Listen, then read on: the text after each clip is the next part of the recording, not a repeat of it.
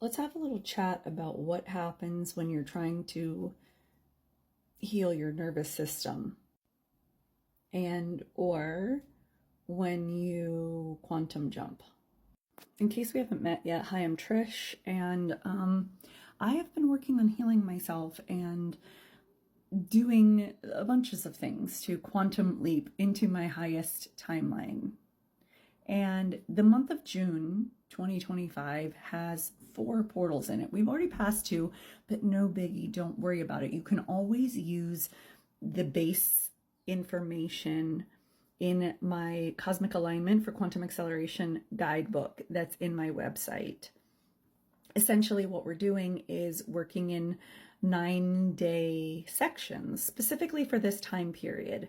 I will probably offer other just sort of general quantum acceleration programs because I think that you're going to be able to do this at any old time, but there are times where the energy is just so amazing to just, like pull that slingshot back even further to make you, how I visualized it is like ping, ping, ping, ping, like you're bouncing off.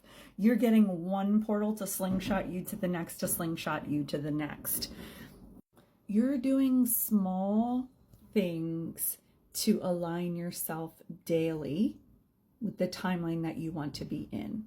But let's talk about what can sometimes seem like a negative effect when you, after you've done like portal days, like quantum jumping days. Now, in the month of June of 2025, I am speaking specifically of the 369 and 999 portal days. There are 2 more if you're catching this before June 21st. So June 21st and June 30th are both 369 and 999 portals. This is a perfect opportunity and time to karmically release. That's what 999 stands for. A karmic release, while also re-teaching your nervous system to get out of fight, flight, fawn, or freeze and into receiving mode so that you can also then accelerate so that you are aligned with your dream life. I hope that makes sense. Now, because you are both calling in and releasing at the same time, it's not necessarily going to be all fucking, rainbow and sunshine. During these times, again, because you're doing major releases, allow yourself to feel whatever you feel. Don't be hard on yourself, please. Please remind yourself that you are releasing major things and it's okay. There's a bunch of other things that happen every day in astrology that can make your mood go from like, yes, I'm doing this, to crash and burn. It didn't take you 9 days to get your nervous system where it is, or even 27 days to get it to the point that it's fucking fried. It's going to take you longer than 9 days or 27 days to retrain your nervous system, and you should treat it, anything that you do, just like exercise, eating healthy. Take anything that you have done for yourself that takes more than a day or 9 days or 27 days to complete. Remind yourself those things on your bad days and your bad moments. I shared a video that after June 12th, or actually I believe it was like on June 12th, I got some news, and it's good news. And I'm not ready to share it yet because I don't have enough specifics about it. And frankly, I don't think I'm going to share anything until the end of the whole quantum acceleration time period. Since I don't think or speak in a linear fashion, I have a hard time staying focused. So I asked ChatGPT to give me like signs or symptoms of quantum jumping. I'm going to read what I feel resonates. So AI is a good tool But again, your intuition should be the number one thing. So how something feels in your body, like how does it resonate, the vibration, how do those words feel as you're thinking them, hearing them, speaking them. All right. So utilize AI, but utilize your own discernment first. So here we go.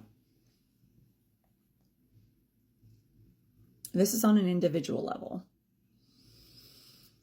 Quantum jumping feels like a shift in the grid of your reality, and your nervous system, perception, and environment will start to reflect it in layered, sometimes subtle, but undeniable ways. Here are some symptoms or signs that you have quantum jumped or that you are actively integrating. Number 1, time feels weird. That could look like you lose track of time easily, but not in a dissociative way.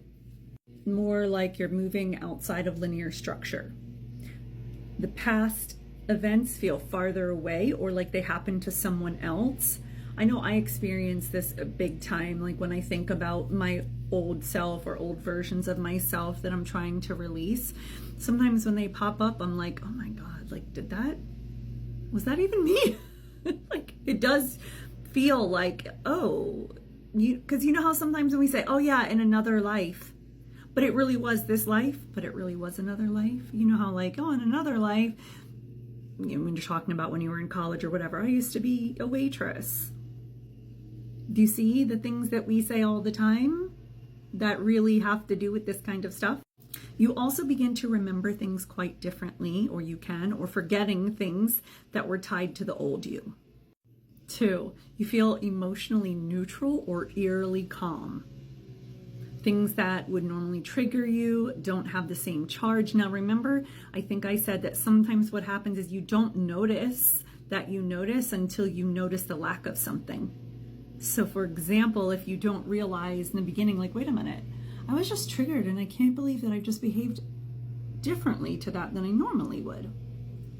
Hello, new you. There's a strange peace or clarity, even if your external situation hasn't changed yet, or you might even grieve a little without knowing why, because you've left an old version of you behind.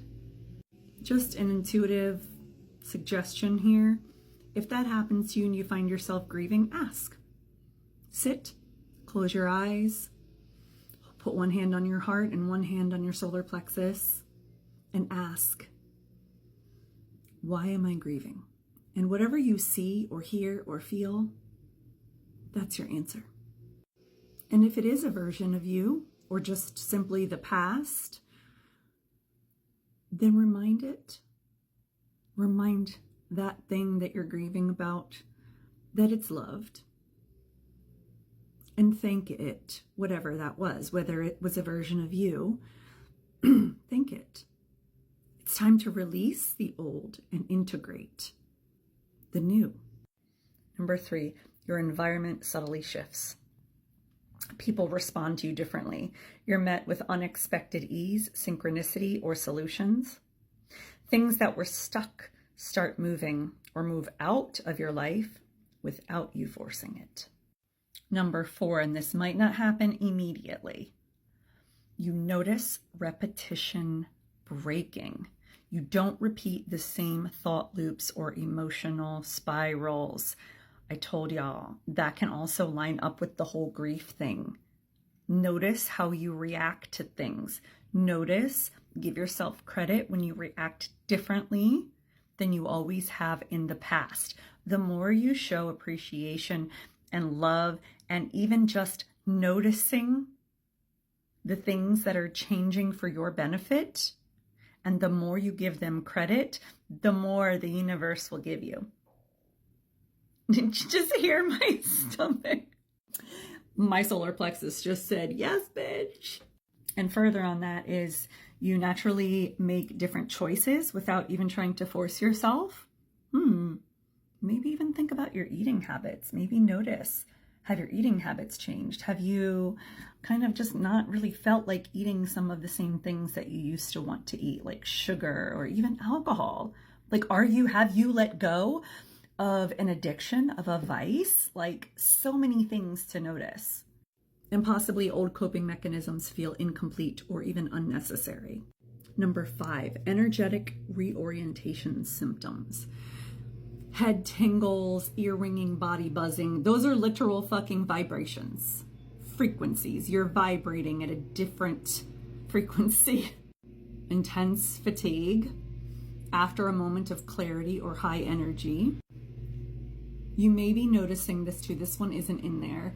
But I got a ping after saying clarity or high energy. You may notice you're getting more downloads. So that may also be, you may have like a time, for those of you who are already on your spiritual path, you may get like big chunks of downloads, and then that fatigue or that exhaustion might kick in. And especially if you have like, if you're awakening like for the first time, or you're having a major like Kundalini awakening or whatever, you will have days upon days, if not weeks, of just random downloads that will start coming in. And it can be very exhausting. As fun as it is tiring. You can also have random bursts of joy, awe, or surreal detachment. Not dissociation, more like witnessing. And I'm going to add in, you may also notice that I'm going to tie that into the grief and say, you may know, because these are my own lived experiences. You may notice that while, oh shit, like I'm really grieving, I'm really sad, I don't know why I'm sad. And then 1 or 2 days later, you're like, you know what? I can't keep myself attached to this one thing or this outcome when I don't really have control over it. So thank you, grief. I appreciate you for keeping me alive. I don't need you right now. Number 6, you stop resonating with old roles or identities. This one is so fucking huge. You can't go back to pretending, whether in relationships, work, or self-perception. There's no longing for the old timeline. Just curiosity or magnetism towards what's next.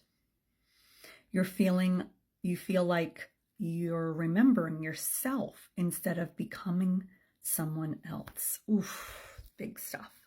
And number 7, you're seeing signs everywhere. Uncanny synchronicities, repeating numbers. You should know, hopefully you know what synchronicities are by now. And it's so funny, it says dream messages, deja vu, or prophetic visions and feelings. So I was actually going to say Mandela effects too. But Mandela effects actually usually happen when there's a collective jump. There's big Mandela effects. But, something that they didn't even put in here. What I notice sometimes when it comes to like timeline shifting is that something might just disappear. Something might show up in a different place and you just knew you put it over here, but it's over there. You can't find it anywhere and suddenly it just shows up. Or something that disappeared completely at one point in time, suddenly you fucking found it.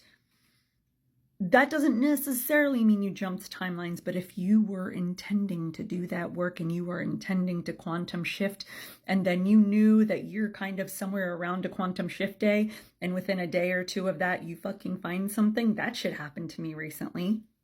I got my first fucking pair of Oakley sunglasses. I'm 50 years old. I got my first fucking pair of Oakley sunglasses last year. And in September of 2024 was a really difficult chunk of time for me. And those glasses disappeared on a trip that we went on. Had not fucking found them. There was a big fucking portal jump. I don't know. I've done a bunch of fucking quantum jumping. But it was earlier this year, maybe March, maybe April. And let me tell y'all what, I knew it. I was intending, I was working on using that day, right, as my next level up. And I got up the next fucking day and found those goddamn sunglasses. Like 8-9 months later. That's quantum shifting. Now stop putting this shit off. Go to the link in my bio and join this shit for this June amazing quantum acceleration portal.